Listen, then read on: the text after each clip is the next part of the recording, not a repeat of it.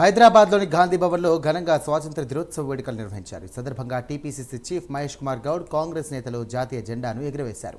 అనంతరం తెలంగాణ ప్రజలందరికీ కూడా స్వాతంత్ర దినోత్సవ శుభాకాంక్షలు తెలియజేశారు. టీపీసీసీ చీఫ్ ఎందరో మహానుభావులు స్వాతంత్ర్యం కోసం పోరాటం చేశారని, వారి త్యాగాలు గుర్తు చేసుకోవాలని మహేష్ కుమార్ గౌడ్ అన్నారు.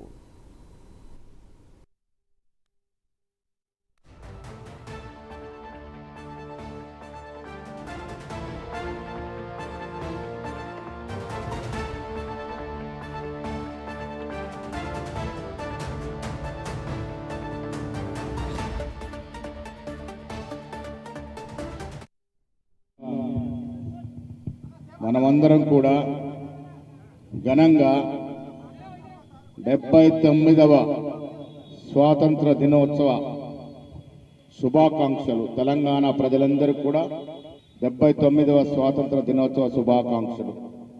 త్యాగాలు, జైళ్లు, ప్రాణత్యాగాలు, ఏళ్ల తరబడి జైళ్ల జీవితం, ఆనాటి మహానాయకులు గాంధీజీ, నెహ్రూ, పటేల్, సుభాష్ చంద్రబోస్, భగత్ సింగ్, ఆజాద్ లాంటి ఎందరో మహానుభావులు ఎన్నో రకాలుగా ఉద్యమాలు చేస్తే ఇవాళ ఆ ఫలితాన్ని, ఆ స్వాతంత్ర స్వేచ్ఛ వాయుని మనం అనుభవిస్తూ ఉన్నాం. పూర్వీకుల యొక్క సాహసోపేతమైనటువంటి త్యాగాల వల్లనే స్వాతంత్రం వచ్చింది.